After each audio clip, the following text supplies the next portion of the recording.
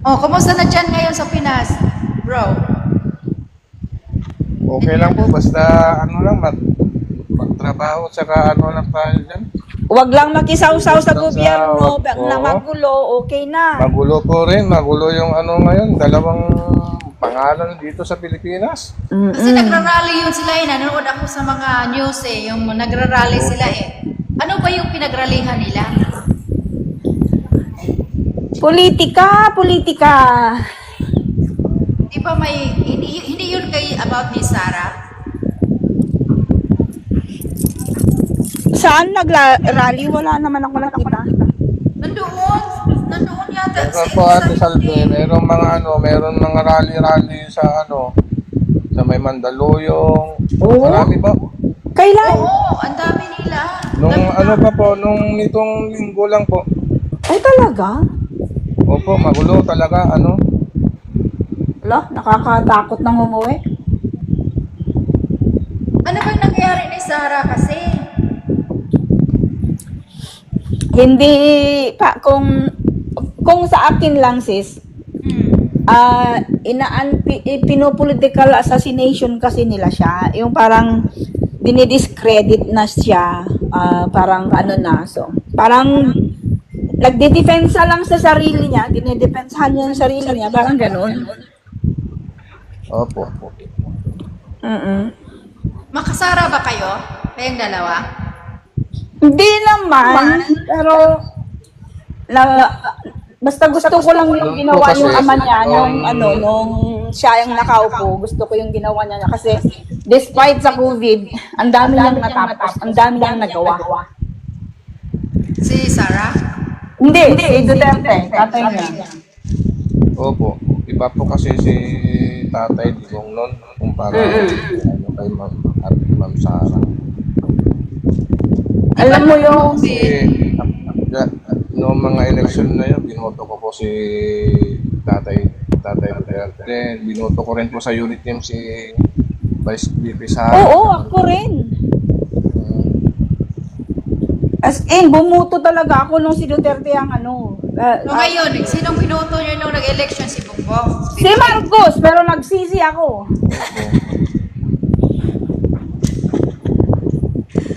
Totoo sis, nagsisi talaga ako kasi parang lumalabas ngayon, hindi naman siya yung nakaupo, kundi yung asawa niya.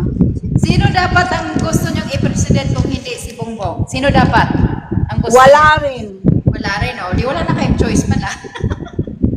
Kaya nga,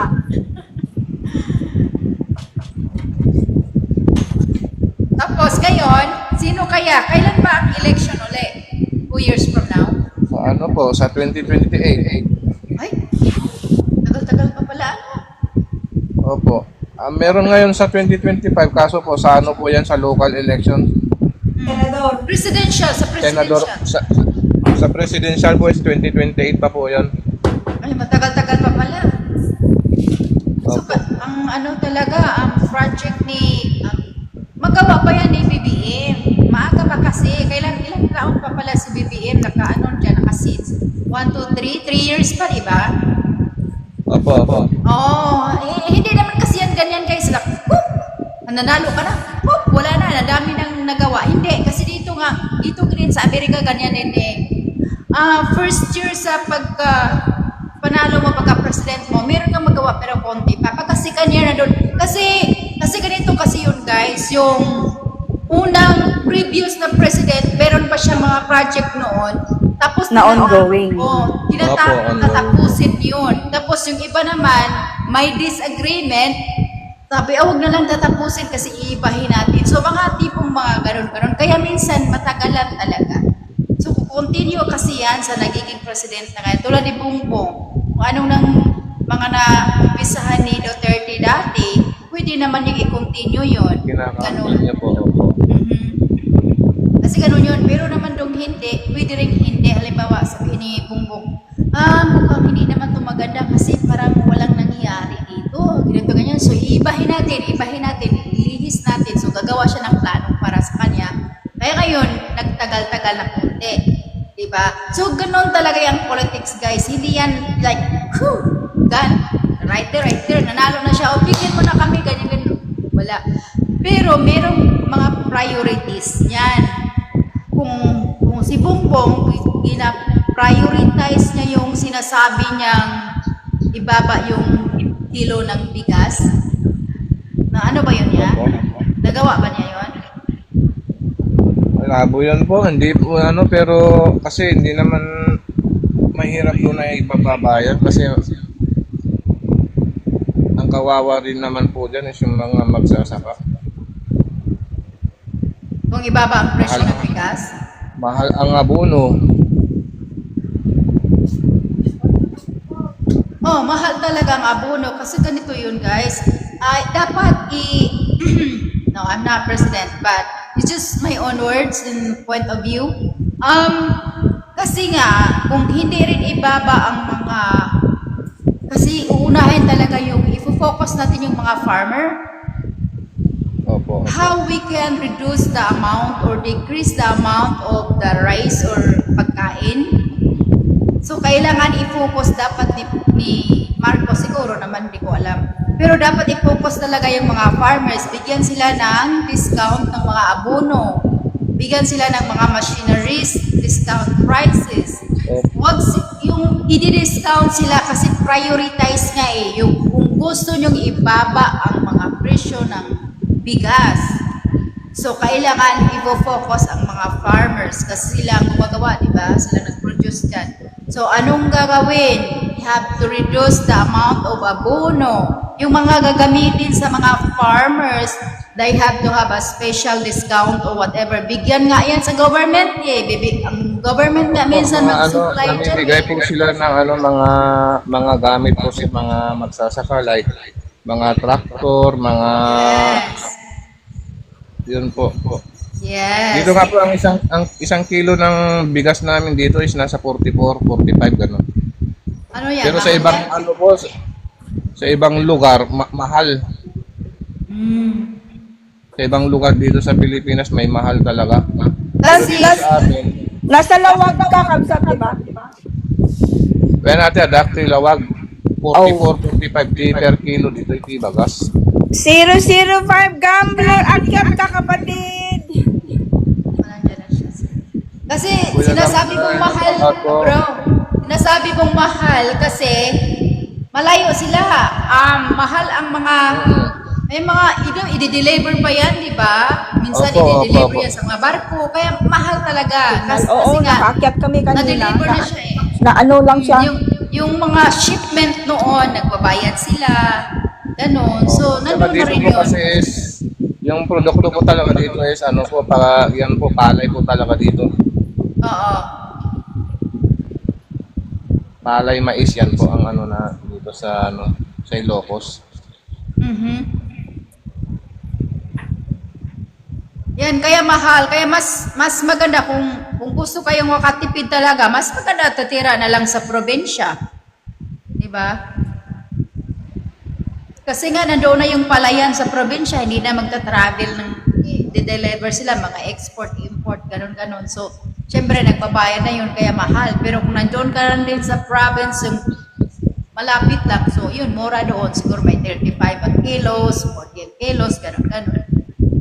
Kaya siguro, so nabigyan naman pala ni Bongbong ang mga farmer. So, good. Pero hindi natin maiwasan yung medyo mahal yung nasa ibang. Saka ano po ang ano kasi binabatikos po yung sa 20 pesos per kilo eh. Yung pagkabigkas naman po ni President Bongbong is hindi naman po niya mismo sinabi na gagawing 20 pesos ang per kilo. Susubukan po na, ang sabi ko susubukan po daw na maibaba sa 20 pesos yung per kilo. Ilang taon na po, 3 years na po yung nungkulan wala pa pong nag 20 pesos na per kilo talaga. So, ano ba yung 20 pesos o yung pinaka-cheap? Kasi meron kasing first class, second class, third class na mga rice, di ba? So, ano yung sinasabi niya? Yung pinakamura talaga? Opo, meron po. So, yun. Meron ng 20 yung pinaka low class na, yung cheaper rice ba? meron ng 20 kilos. Baka yun yung sinasabi din niya. K9 siguro yun. Baka yun yung sinasabi niya kasi di ba ano may mga first class, second class, third class. Sa amin nga dito may mga Jasmine, ang mahal nga eh. Meron ding mura kasi meron ganyan, meron ding mura, meron ding mahal. Ganun. Klase-klase po yung ano dito. Klase-klase rin po sa bigas. May mahal, may mura. Yeah, ito rin. Kumbaga, yung mas mura, yung mura po is parang ano na po siya, normal po na ano, bigas. Tapos yung yung mga mahal, meron lang mga 64 ganun.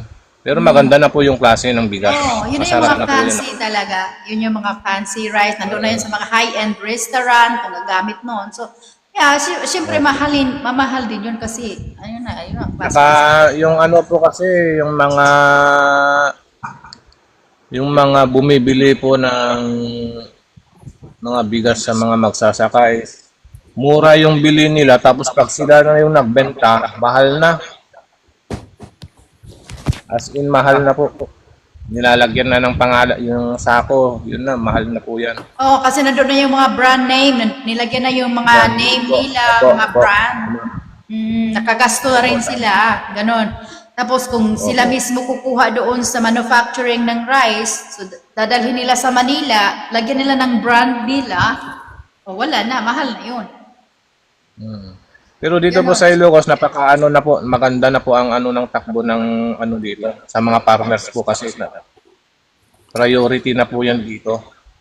That's good. Po. Libreng mga ano po, may mga libre na po yung mga seeds ng seeds ng mais.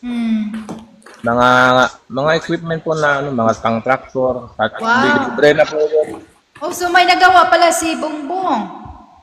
Meron po na hindi nakikita ng iba. Ang nakikita po kasi is mali na lang po ganun. Hindi yun maganda. May nagawa naman pala si Bongbong Importante. Kaya nga sinasabi ko yun, ang importante yun yung priority yan Nagawa naman pala yun yung priority ni Bongbong. Minsan kasi may mga vlogger po kasi na parang minsan sa mga vlogger, doon po yung kamalian. Nag-ano po sila ng mga fake news na yun pala kasi yan na nga ang sinasabi ko, di ba, nung nasabi ko yan na Sis, may tawag ako sa messenger, babalik ako. sige sis, thank you. Di ba bro, nasabi ko a while ago nga, sabi ko nga ang ifo-focus yung mga farmers. Nagawa naman pala ni President Bongbong. So, ayun, na-focus na. tama po Kuya Claire, not possible po talaga ang 20 pesos kahit kailan. Opo, tama yan. Hindi po talaga yung mangyayari.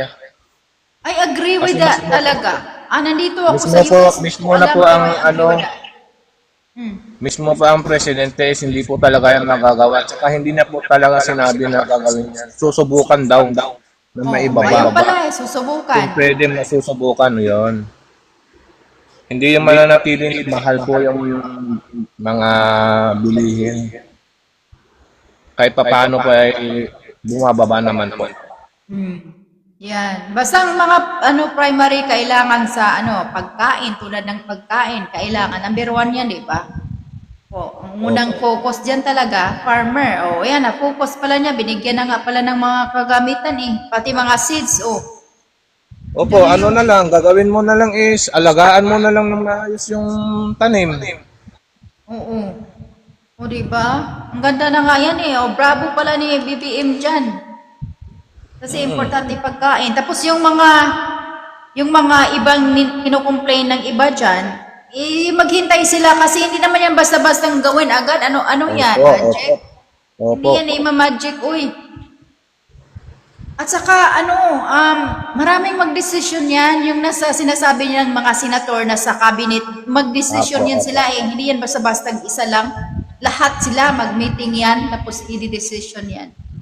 Hindi basta-basta kailangan i-decide talaga. So ano ba yung, ako kasi, nakikinig ako. Pero disagree ako sa sinasabi ni Sarah. Nung parati niyang sinasabi na, di ba alam mo yung ipagurgur daw niya yung 3? Opo, yan po. Gurgur na lang tayo kasi maharlika tong words pero gamitin natin kasi para safety. Hindi yun maganda kasi president yun eh. Disagree ako sa sinasabi niya. Talagang dapat hindi niya sasabihin yun. Vice pa naman siya talaga. Tapos nasabi niya yun. Kaya disagree talaga, sa totoo lang disagree talaga ako. Bakit nasabi niya yun? Anong vice pa naman siya? Anong klaseng pagka-vice siya? Sabi ko sa isip-isip ko talaga. Yun mga complaint ko sa sarili ko.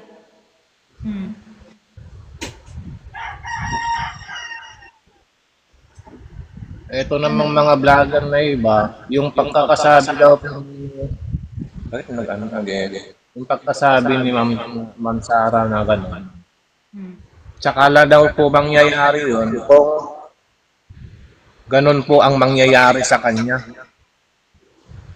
Mali nga, kasi Mali nga po talaga kasi bakit ganun ang parang ibig sabihin ba pag may nangyari na sabihin presidente na may gawa. correct. That's what I mean. Nga, Nandun po, mali talaga yan. yung mga individual po na mga may sa dito sa Pilipinas, sila yung magtutulak na gagawin yan kay VP Sara para masisi sa presidente. Gagamitin po ang word na yun. Kasi mali yun. Ang sabi talaga, agree ako dyan sa'yo. Parehas tayo. Parehas tayo opinion dyan. Kasi ang opinion ko, sabi ko sa sarili ko, nung narinig ko siya, sabi ko, paano kung may nangyari sa'yo tapos iba ang gumagawa? Wala na, nagurgur mo na yung tatlo dahil sinabi mo talaga mismo pag may nangyari sa akin, gurgurin mo na yung tatlo. Kasi sila na yun. Diba? Paano kung merong umano sa kanya nga ibang tao? Tapos hindi pala sila yung tatlo. Tapos nagurgur na dahil target niya yun So yun ang masama na mistake na nagawa niya at nasabi niya. It's really mistake. Kaya I don't blame the NBI na investigahan siya. Kasi dapat naman talaga siyang investigahan Opo. Unang-una, anong klaseng pagka-vice siya nga nag-disagree siya sa kanyang boss? Kasi boss, the reality is, boss niya yan si BBM Vice nga siya Siya yung right hand. Dapat umano siya sa vice niya, susunod siya sa president niya, sa boss niya. Ganon. Ngayon, anong mangyayari niyan nga kung nag-segue na siya, kumbaga, oo nga, right, vice siya ni BBM. Pero wala, nag-segue siya kumbaga kinalaban niya So anong mangyari? Opo, siya naman po yung Pinagmumura ng Vice sina Pangulong Bongbong Marcos, First Lady Liza Marcos. lang yung mga tanong sa mga committee na rin nila. Sagutin na lang ng maayos para walang problema. Oo Hindi nga. sinasagot, nililis sa ibang issue Bakit kaya hindi niya masagot? Simple man lang yung tanong ng mga chairperson. Oo. Kung sasagutin niya yun, makalat sa mga- tapos. Kung hindi niya masagot, di may tinatago. Parang napakasama na ba ng presidente natin? Hindi pa nga natin narinig magmura yan Hindi, sa totoo lang si BBM napaka-educated. Opo. Parang tinatadyakan na nga siya. Wala na talaga, dinudurog. Pero ano bang ginawa niya? Hindi siya nagwawalwal sa social media or ano. Opo. Hindi nagwawalwal siya. He's still doing his job. Opo. Hindi ko nakikita si BBM nga nagwalwal kay Vice President Sara nung narinig niya yung sinasabi ni Sara. Wala siyang sinasagot. Opo. Tahimik lang. So gaano yan? Mabait si BBM. Mabait si BBM. Hindi lang kasi masyado nilang naintindihan dahil they hate him. Ganun naman talaga yun, yung mga haters, mga bashers, di ba? Kahit maganda yung ginagawa ng tao, eh gawin nila Opo, kasi masama. pag ano talaga, bashers na po talaga yan. Oo. Wala tayong magawa dyan. Kaya tama na yan si President Bongbong na hindi Kaya nila niya papansinin. yung ipinaglalaban nila ang Duterte, ang tama nila, ang mas ano na gawin diyan, sinasabi ko nga, sa 2028 election, diyan yung ipaglaban ang Duterte. Kung talagang gusto pa ng tao. Sinong gustong mag-run ng presidency? Sara or si Papa niya? Mas gusto ko si Papa niya. Ah, Opo, mas gusto ko kasi binoto ko na talaga yan si Tatay Digong. pero si ex-President Rodrigo Duterte, matanda na siya eh, di ba? Nasa 77 na yata siya si Tatay Diggs. 77 yata, oh. Sabagay, Or higit pa. naku, pwede na lang siyang mamahinga na talaga, pwede na siyang mag-relax na lang. Mayaman naman si, si ex-President, Rodrigo. Billionaire yan sa Pinas eh. Daming pera niyan. Bakit pa siya tatakbo?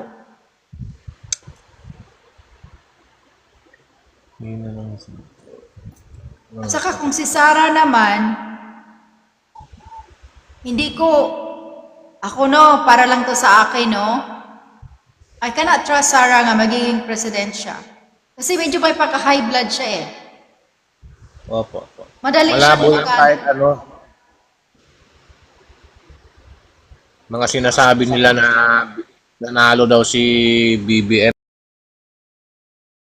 daw yun kaysa malabo yun. Ay, malabo yun. Wala naman masyadong nakakagusto kay Makikita yun sa Sara. ano. Makikita yun sa 2028 election tumakbo siyang presidente kung talagang ano. Ay nako, alam nyo guys, kung tatakbo yan ng pag-president si Sara, tapos, syempre, president na siya, so meron siyang executive mga decision yan. Kung gugustuhin niyang gawin niyang ibang country ang Davao, pwede niyang gawin yun. Tama po. Yeah, pwede niyang gawin yun. Kaya, naku, pag magiging president yan, kung sakali man, tapos decision niya yan nga gawin niya. Isipin mo, former president ng Pilipinas with almost 20 years, ipapahukay mo, tapos sa tapo mo sa Philippines. Ay, Tama bang salita yung ganyan? ay. Wala, grabe, napaka-hateful pala. Pinahintulutan ng Tatay Digong mapalibing sa libingan ng mga bayani, tapos yung anak gagawing ipapahukay. Maraming nasaktan nun. Maraming tahimik lang po ang mga supporters ng Marcoses. Hintayin po nila yan sa sa 2028 election. Nako, kaya nga pala 7 sa ngayon po, akin. di ba? 7 po ngayon, no? 7. Maraming ngayon, meron po lang po yung mga iba nandun na sa EDSA Shrine kasi may yan, mag-rally din yung mga loyalists. Oo, nagrarally nga. Nakita ko sa news eh. Nanonood naman ako ng news araw-araw sa news ng Philippines. Mas nanood pa nga ako sa Pinas kaysa dito eh. Yeah, nagrarally sila. Para sa akin lang no, ayaw ko talaga ni Sara magiging president. Siya dyan. Oo, kahit kakamigan. Nakikita ko ugali niya eh. Naku, nakikita ko talagang balik. Siguro ang dami niyang gagawin na parang bully. Parang she's kind of bully. Yan ang yung sinasabi ko. Siguro pag siya manalo, talagang ito turn niya yung Davao na ibang country tulad ng Malaysia, di ba? Malapit lang yan sa Philippines. So, Opo. yung Davao, iba na rin yan. So, kung yung taga Manila pupunta sa Davao, di meron ng passport or maybe merong something, just like if you travel to Malaysia or to yung malapit dyan, Oo, kailangan kailangan na ng passport. Yeah, ganun. Kaya papayag ba kayo dyan na pupunta kayong Davao tapos meron na kayong gagawin dahil hindi nyo niya country din yan? Kasi palagay ko yan talagang gagawin kasi narinig ko na yan noon pa nga gusto talagang i-separate yan Oo,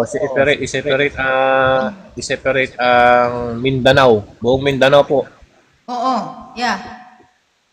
Narinig ko na yan noon, last year nga, gustong-gusto talagang i-separate. Nila ni Duterte family. Ang nagdesisyon noon. Kaya nga sabi ko, pag si Sara ang manalo, ay baka mamaya ma-separate talaga yan. Lalong-lalo na kung si Mr. Rodrigo Duterte mag-run again ng president, tapos kung siya manalo, ay siguradong ma-separate talaga yan. Eh kung hindi ma-separate, kung hindi papayagan, baka mamaya may civil war dyan sa Pinas. Kaya siguro, masunod siguro kung sila na ang president. Kasi gaya ng sinasabi ko, pwede silang maggumawa ng mga executive decision kung sila ay president. Kahit si Bongbong ngayon, pwede yung mag-executive decision kasi mabait si Bongbong Kaya nga siguro nga, under the saya lang siya sa asawa niya dahil mabait siya Hindi po hindi po natin masasabi yan. Hindi, oo nga, pero yung sinasabi kasi nila, pero narinig ko rin kasi si Lisa nagsasalita din. Parang minsan, mas mataas siya kay ni Bongbong kung magsalita. Narinig ko siya sa mga interview ba. So, pero may power talaga si Lisa din, sabi ko. Kasi dito sa Amerika, yung mga asawa ng president, walang mga power. Ang ginawa nila, tutulong-tulong yan sila, mga kawang-gawa, ganon-ganon. Pero hindi yan talagang sumisingit tulad ni Lisa. Hindi. Yung mga asawa ng mga president namin dito, hindi, ano yan, ladies talaga yan. The first lady talaga yan. At hindi yan sila mag-decision ng, yung pangunahan ng president o whatever. Yung tulad din ni Lisa, asawa, yung first lady. Kasi nakikita ko rin siya sa television nga nagsasalita, mga action na gano'n. Nakikita ko rin at ma-analyze ko naman din Kaya kasi sinabi ko kasi, yung president namin dito, mga wife nila, hindi tulad ni Lisa nga, gumaganon talaga si Lisa. Action talaga siya, para din siya bang siya yung ganon-ganon. Pero malay mo kung ganyan, pinapayagan ni BBM, ganon. Kaya siguro nagpagganyan siya. Opo, kasi rin po si Ma'am Lisa talagang may sarili din po siya na na yung pagtulong po. Yan ang mga first lady, may mga kawanggawa kasi yan ang gagawin na nila mga kawanggawa. Mga humanitarian. Same din po sa former first lady po. Ma'am Imelda, ganun din po siya noon Oo. Ayan, daming nagawa ni Miss Imelda Marcos. Ang daming nagawa yan. Si Papa dati po sundalo si Papa, nakawulma lang po. Malacanang po siya, si Papa. Ganun pala. So, dati po nandun sundalo. siya, nung term na yon nandun pa si President. Opo, nung na si President Marcos noon, So naano talaga siya? 1987. Nakilala talaga siya ni President. Opo.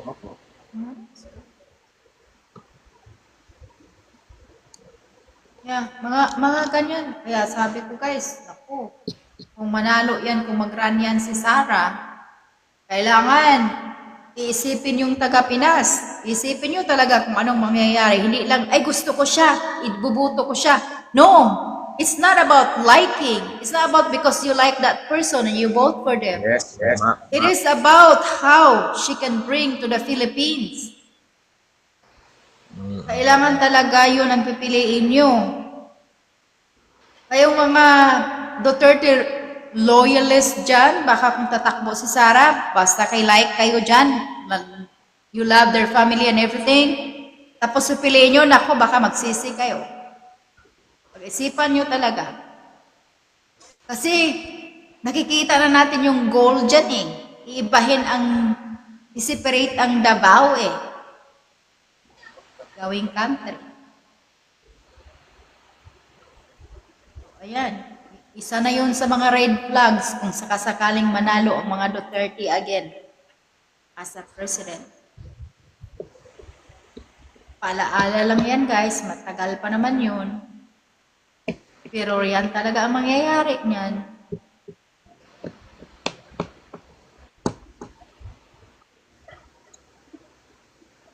Ano pa ba?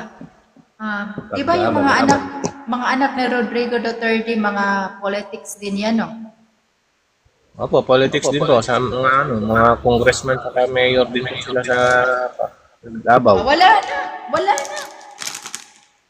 Patay tayo dyan. Puro politics. So, once mag-decision na yan, si Sara mag-president candidate manalo, wala na.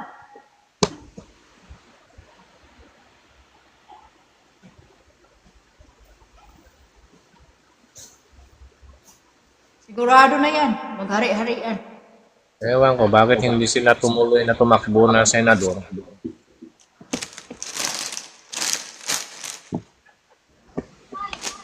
Hindi sila tumuloy na tumakbo ng senador. Sino yung anak niyang lalaki? Oo, yung mga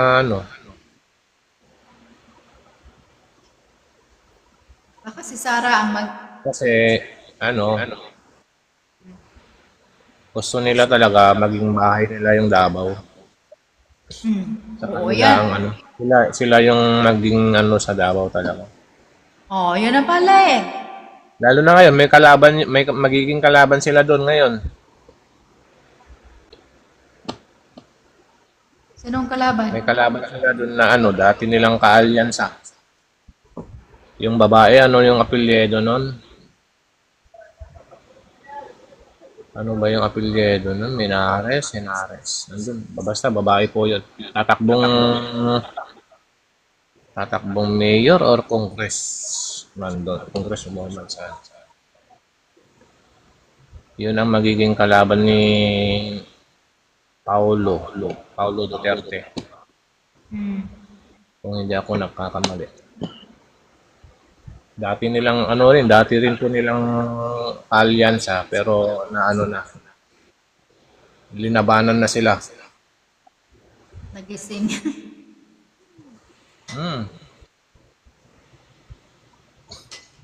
Ako guys, siyempre, ang dami-dami talagang nakakagusto ni Presidente Digong dati kasi, napakaganda ng takbo sa Pinas, wala nang mga crime, ganyan-ganyan daw. Pinatay na raw yung mga drug lord, ganon-ganon.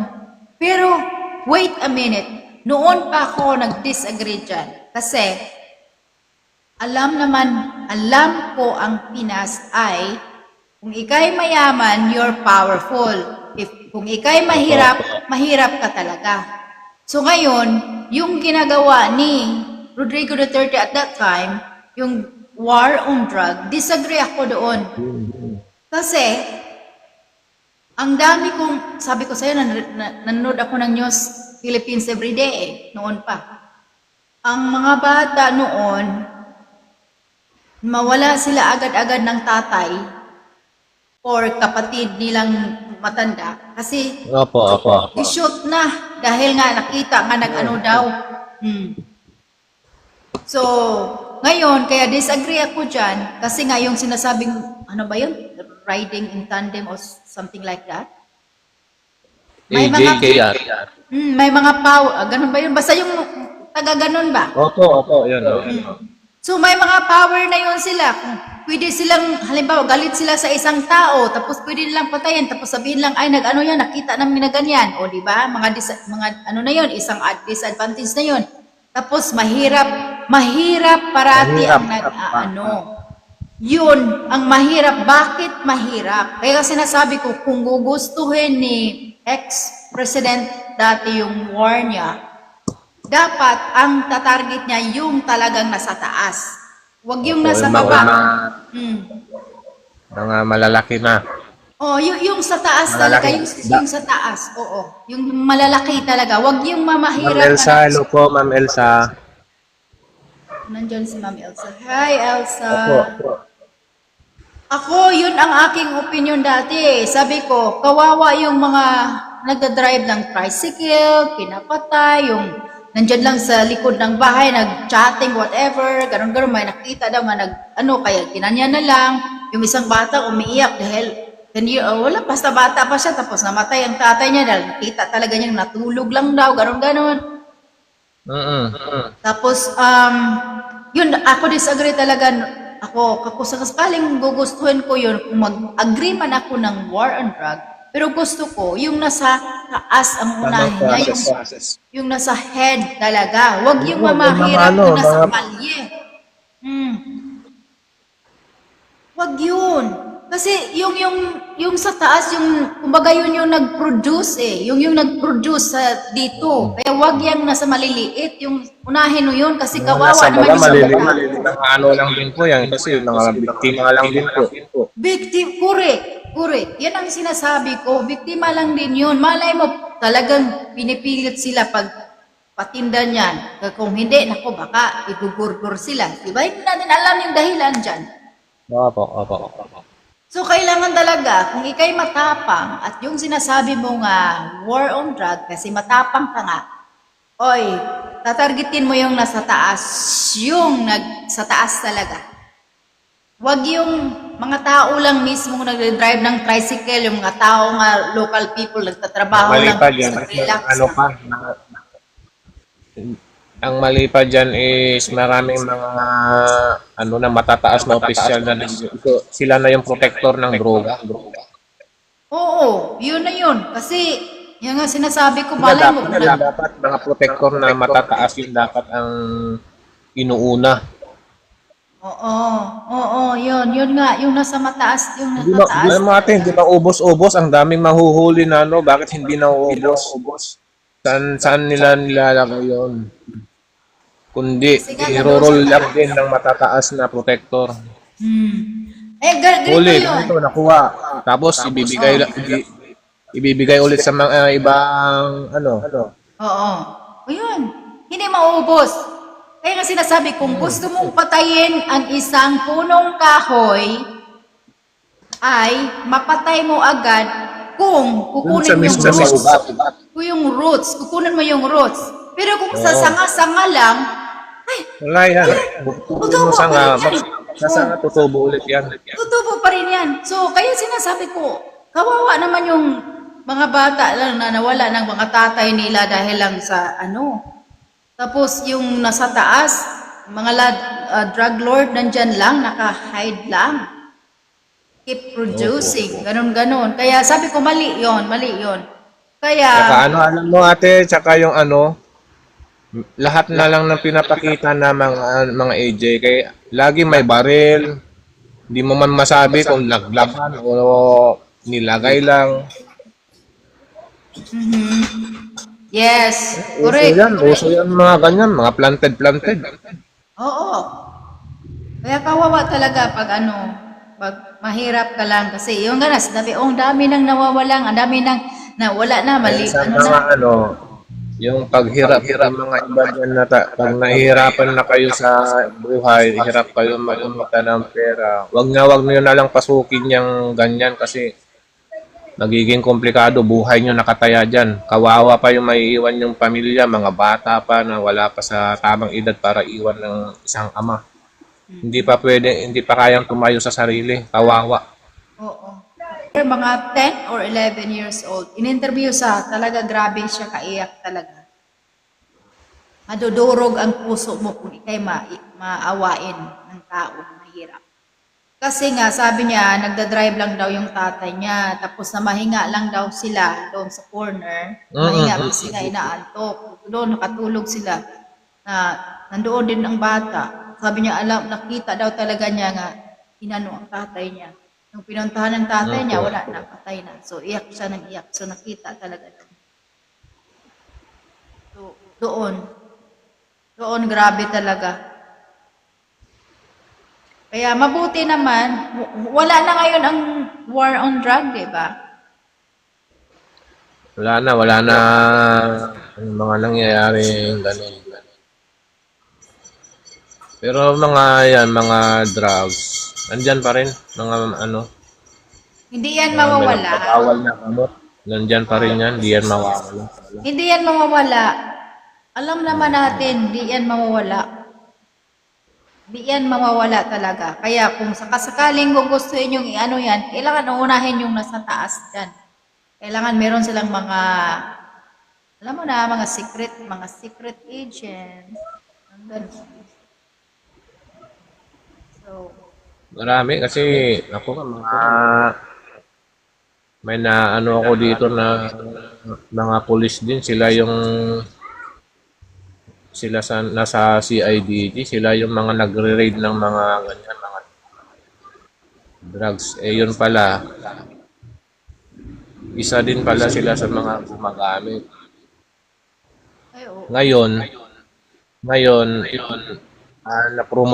na-promote, tapos lipat ng ibang, ano tawag nito ate, ibang lugar, destino ba? Mhm. Nilipat na ilang destino, doon sila tinapos. Pinatay. Mga pulis yun Hmm. Yan na nga eh. Balitaan dito, ano sila na apartment dito sa amin. Tapos na-promote, tapos nilipat sa destino sa La Union. Doon siya namatay. Kasama yung ano niya, kasama yung official niya.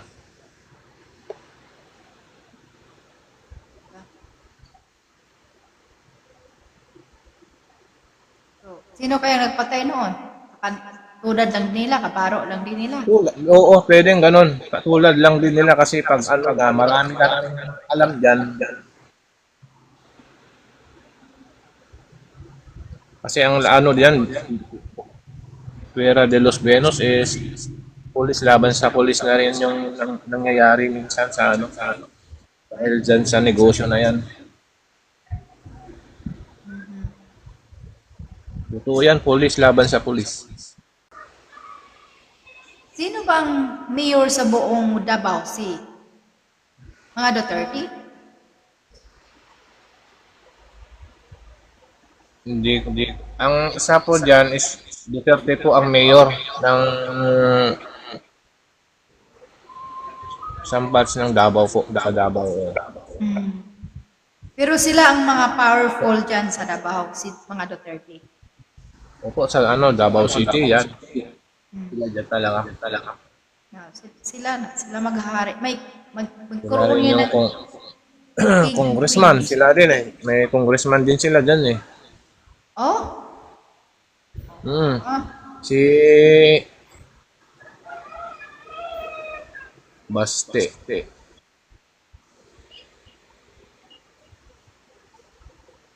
so talagang meron silang parang sariling country na rin pala nila talaga.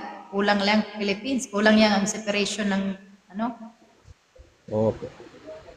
papel lang, kulang, separate sila. Kasi nandyan, meron na pala silang ganon-ganon. Mas marami ba ang Kailan lang kailan lang yan sa Davao City namigay si PBBM ng nasa 4,000 na 4,000 na taon binigyan ng sariling lupa. Wow! Ang Marami Dami. pong ginagawa ang presidente na hindi nakikita ng ano, hindi Yan dapat nakikita ang ng iba-vlog. Yung mga vlogger tahimik dyan. po na tahimik na nagtatrabaho po ang ating presidente. Yan na nga, nakikita ko eh, kasi nanonood ako sa mga ano niya, sabi ko, hindi nga sumasagot sa sinasabi ni Sarah, dinidiin na siya masyado, sinisiraan na grabe na Tatawanan sinabi. lang. Tatawanan Oo, lang hindi yung pa rin mga siya sumasagot. media eh. Tatawanan lang eh. Sabi ko, napaka-professional talaga to ni BBM. Kaya nga, Tatawa lang yan pero masakit.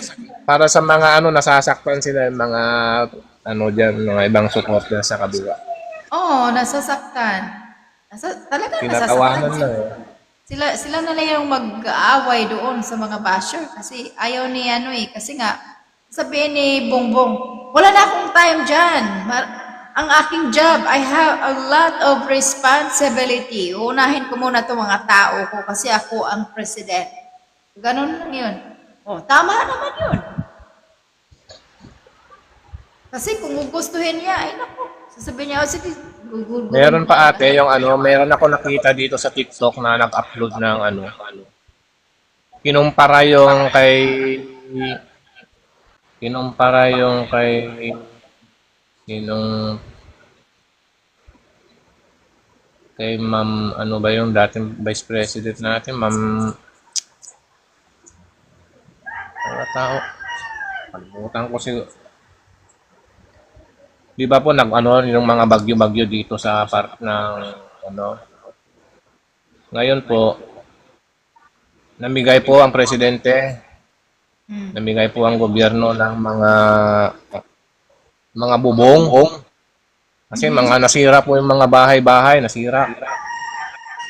Yung bubong na ano, kasi yung nakita ko dito sa upload, inedit siguro kasi yung bubong na pinakita doon is yung alam mo po yung parang bubong lang ng kulungan ng aso. 'Di ba maliit lang po 'yun, siguro mga 1 meter lang 'yung kahaba. Inedit, ginawang ano, parang pinaliit yung ginawa ng presidente. So masyadong sinisira pala ha.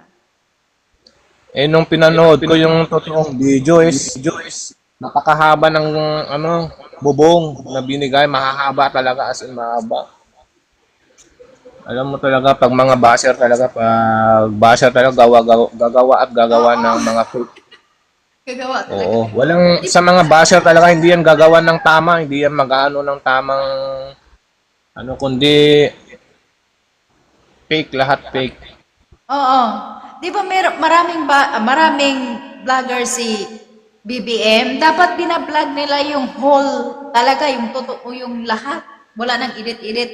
Ito na, lahat yun binibigay. Opo, meron po talagang gano'n. Meron mga vlogger din po na Marcos talaga. Marami.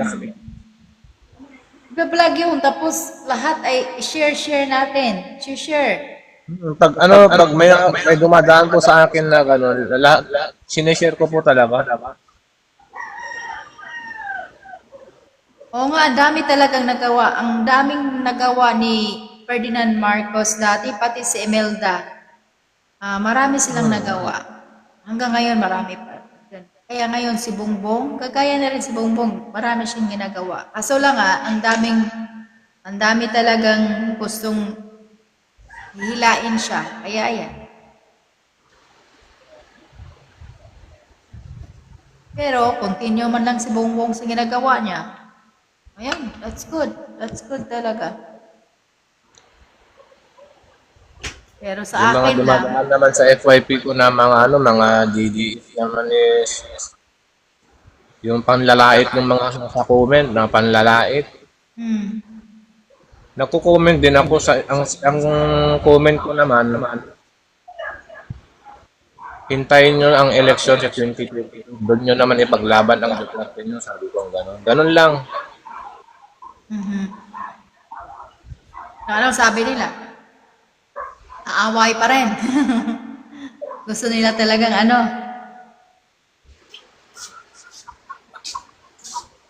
Yung iba, ano lang, mag-comment ako, I respect, nire-respeto ko yung inyong ipinaglalaban. Pero ako, ganito ako, BBM ako, irespeto niya rin sana ako.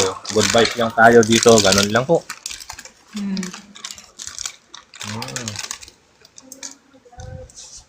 Kasi kung nandyan lang tayo sa social media matapang magsalita, ay walang patutunguhan yan.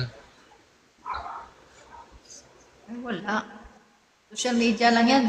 Tapos ngayon, kung mag-below the Sa belt social na yan media sila. kasi, sa social media, pwede mong sabihin lahat ng gusto mo, malaya kang magsabi kung anong gusto mo. Pero alam mo, kung below the belt yan, pwede silang makasuhan. Oo po. Mm. Kaya nga, gusto lang talaga nilang gulo. Dapat hihintayin na lang talaga nila kung matatapos na. Ngayon na nga, Eh, dito Ngayon nga. pa nga ate, alam mo, di ba sa Congress, sa Senate is gusto nila ma-impeach si VP Sara. Hmm. Ang sinabi na nga po ng presidente, wag na. Kasi kumbaga sagabal na lang po sa oras yan sa mga trabaho. Gawin na lang daw po yung mga trabaho kaysa i-impeach pa yan, marami pang proseso, sayang daw po yung oras lang kung yan lang ang pagtutuunan ng oras. Oh, see, ang bait-bait ni Oo, Bongbong. ganun po sinabi, tinawanan nga po eh. Ang bait-bait ni Bongbong dyan. Swerte-swerte ito si Sara. Sinabi niya nga sinabi niya sa Senate at sa Congress, itigil na yan. Wag nang i-impeach kasi aksaya na lang ng oras. Magtrabaho na lang tayo. Ganun. Dapat kasi, Marami pong pagtutuunan ng oras maraming trabaho na kailangan pagtuunan ng oras. yeah, Hindi dami po ng responsibility niya. Kaya nga, dapat si Sara, follow your boss. Kasi reality, boss mo yan si BBM eh. President yan eh. Ikaw yung vice.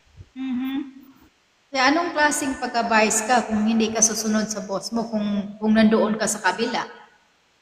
Minumura mo pa nga yung boss mo eh. Anong klaseng pagka-vice ka? Oo, Minumura minumura. Pinagmumura ng bise sina Pangulong Bongbong Marcos, First Lady Sabi ko ganon. Anong klaseng pagka-vice ito? Pagbabaeng ito, babae pa naman talaga to. Minumura niya. Sabi ko, pwede pa ba itong gawing president kung siyang president na napaka-bully sa tingin ko sa kanya. Bully siya. Bully. Kaya yan, mabait si Bongbong. Pinatawad pala siya, ha? Ayan, Sara, pinatawad pa. Oo nga sagabal. Lang po yan talaga sa oras. Sayang lang yung oras kung hindi naman nila sinasagot yung mga tanong, di ba po? Oo.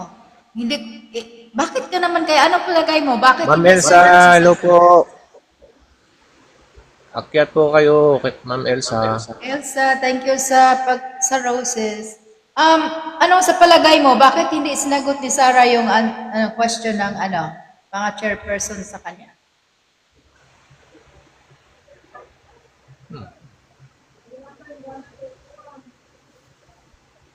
Ewan kung bakit ba kasi ayaw niya sagutin kung Hindi niya sinagot dahil totoo ang mga paratang. Ayaw niyang mapahiya. Kasi pwede namang hindi sagutin eh. Siya sa right niya, hindi niya masagot. nice to see you live here. Hello po, Ate Elsa. Thank you sa roses. So ngayon, ako pa talaga si Bongbong, anuhin ko na talaga yan. I-impeach ko talaga yan dahil minumura mo ako, ganito ganyan. Dami mong sasabi sa papatay mo pa ako, ganito ganyan. Ay nako, i-impeach ko na talaga. So lang nga, mabait nga si Bongbong.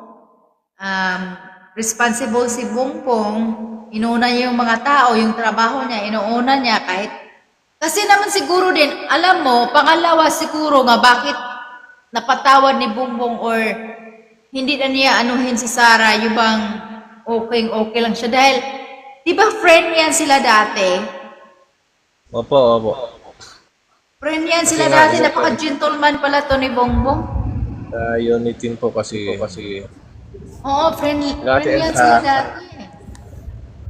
Hi, Elsa. Hello, Chris. Hello. Nice to see you here. Me too. Thank you sa pag-stop by. Oo, lagi nga ako nakakatambay sa YT mo eh. Oo. Kaso nag-i-echo. Bakit? Di ba nagpunta ka rin sa Kaisis Test FLM? Oo, lagi ako doon. Oo. Lagi ka talaga ako. Wala na, busy ako. Parang nawala na ako sa YouTube ngayon eh. Wala akong gana sa YouTube ngayon eh. Si ano na lang, si Tess na lang ang nandun. Oo. Wala na akong gana sa YouTube. Yung channel ko nga, yung Chris Weber Vlog, pinabayaan ko na ngayon eh. Lahat na yata eh, nawawalan na ng gana doon. Oh, kasi ano, yung bang sa mga community, para bang ganun pa rin, 2025 na, mag-2025, ganun pa rin. Sabi ko, hindi talaga nagbago. Oo. Wag na, ako na lang magbago, sabi ko ganun. Ayaw ko na, sabi ko, clean ko na talaga yung Chris Weber Vlog na channel, na main channel ko. Oo. Dinilit ko na Pero talaga lahat- yung mga video ko. Lahat sila nandito na sa TikTok, pati mga basher, lahat na lang sila nandito. Maganda dito. Pero di ba meron, di ba sa US, hindi ba ban ng TikTok, sis? Sa ibang state, sis, na iban. Okay. Kasi rinig ko noon, nakaban siya. Oo, sa ibang state na, matagal na na-ban sa ibang state. Sa Hong Kong yata, ban eh. Akala ko ba, mga friend yan sila sa China at Hong Kong? May ban sila, kaya hindi ko nakikita yung mga taga Hong Kong sa live ni Boss eh. Ganon pala. Sa Magkaaway Macau. din pala yan sila sa social media. Kasi ano nga ng China yung TikTok, kaya Oo. kumusta naman ang life? Okay lang. Kasi grabe naman talaga ang TikToks eh. Kasi talagang kukunin nila ang totoong, ang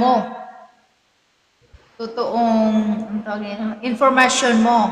Halimbawa, hindi ka pwedeng maka-live pag hindi mo ibibigay yung information mo tulad ng ID. Real information talaga kinuha nila. As in, is you. Tapos may picture pa, di ba? Si picture pa talaga yung ganun-ganun. So, kung strict naman ito.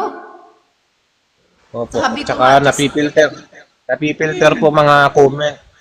Oo, nafe-filter talaga. Kaya, stricto sila masyado. I like that. Pero, ang aking kinatakutan, baka mamaya yung information ko kasi nandoon lahat na eh. They knows me already. They have all my information. So, kaya natakot din ako baka mamaya, alam mo na, ibinta nila sa third party or something. Kaya Sana wag naman. di ba nakakatakot Privacy. talaga yun? Sana privacy naman. Pero yun ang nga sinasabi ko, alam mo naman, ang laki-laki ng billions yata itong nasa TikTok ngayon na mga tao.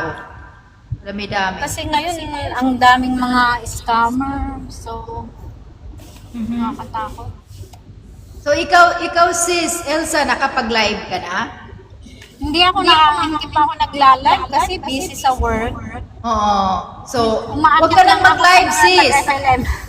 Wag ka nang mag-live kasi once mag-live ka, talagang kukunin na lang yung information mo. Magbigay ka talaga ng ikaw, it's you. Either your ID, yung identification mo ng driver's license, or yung, basta, yung it's you. Tapos, ipapicture mo pa, 24 hours bago ka aprobahan. Jules, shout out sa'yo. Delia, hello po. Delia! Yeah. Si Leia, si Det, doon, pumunta ako doon sa kanila dati. Si Det ang Zoe! walang ginagawa kasi wala nang work yun eh. Nagtatambay lang sa bahay yun. Hello, Zoe. Tap, Zoe. Yan na nga eh, ikaw bro, nakapag-live ka na ha? Opo, nagla-live po ako. Oh, di ba? Alam mo yung kanilang patakaran, kailangan you have to provide. Yes po, yes po. Yeah, so that's what nga natatakot ako. Pero otherwise, sabi ko, safety naman. Pero takot pa rin ako, baka ano. Pero iniisip ko rin, billions naman yung nakuha nilang information sa mga tao. Billions na people nga nandoon sa kanila. Siguro, maganda ang kanilang safety procedure. Ganun. Sana nga. Sana nga Sana safe yung nga. data. Mhm. Sana nga. So, kaya yung ibang talagang country, binaban sila kasi hindi nga sila nagtiwala eh.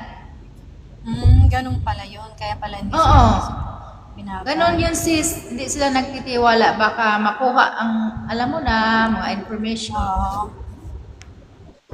Saka Thank you, natatakot Zoe. sila na mapasok Yes.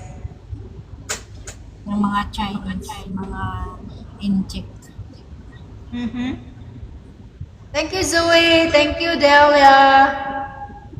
Thank you sa tap-tap.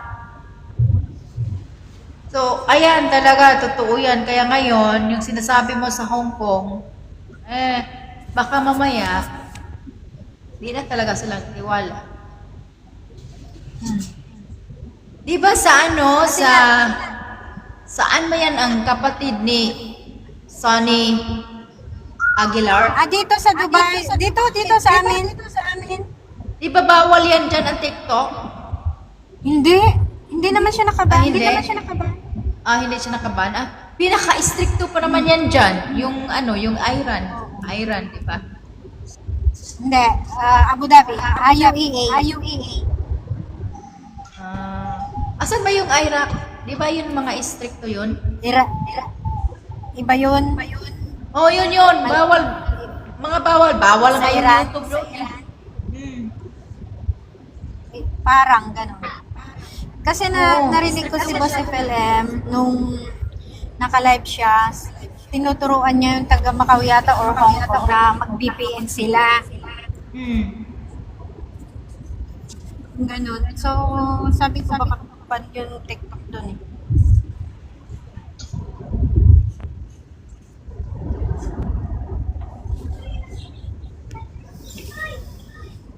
Wala kang pasok, sis? Wala, kaya nag-stay up ako. 10:30 na dito eh, ng gabi. Next to Nagkape nga ako sis eh. Nagkape ako. Ano ngayon dire? Below zero kami. Ang lamig-lamig. Ayaw lamig, magkape ng lamig. door namin eh. Kasi napakalamig sa labas. Lamig talaga. Oh, galing Mga ako sa taga work. Pilipinas, sus. Gabing-gabi na, naglakalive pa sila. Hindi ko kaya yun.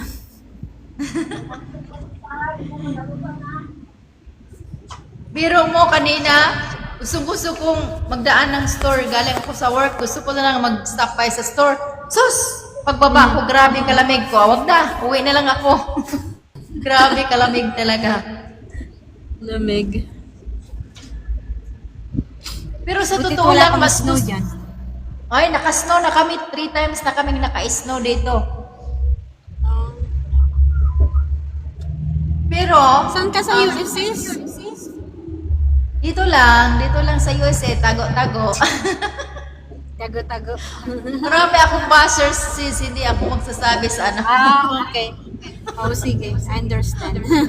Kaya, kaya nga ako nagtago na lang ako dito eh kasi ayaw ko na sa TikTok. Ayaw ko na sa Basta, YouTube. ano na lang. Ayaw ko na sa Middle YouTube. of nowhere.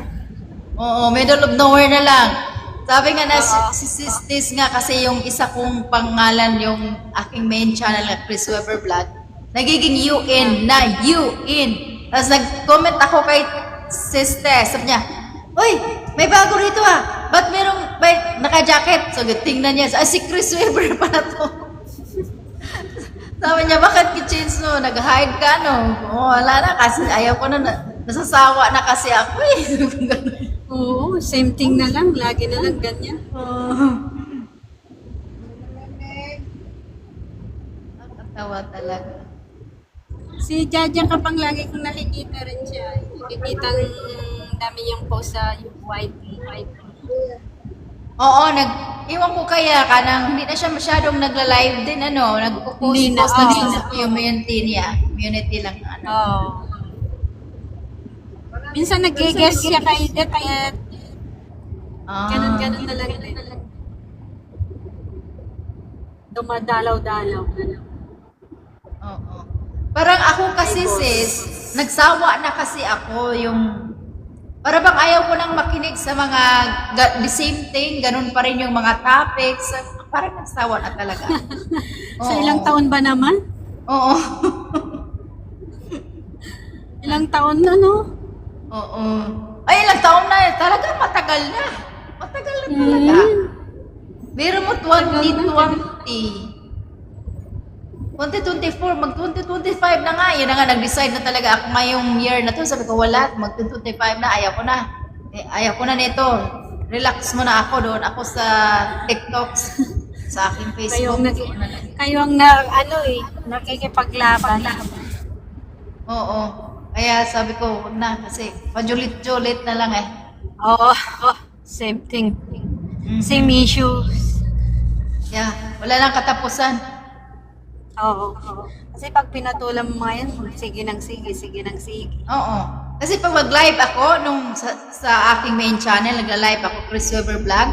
Once mag-live ako, andoon na yung mga buzzer sis, nandoon na yung nag-comment na ng ay ipang-block ko yung mga, tapos sasabihin ko, hoy, kung nandito kayo, hindi ko kayo i-block, pero you be nice. Wala.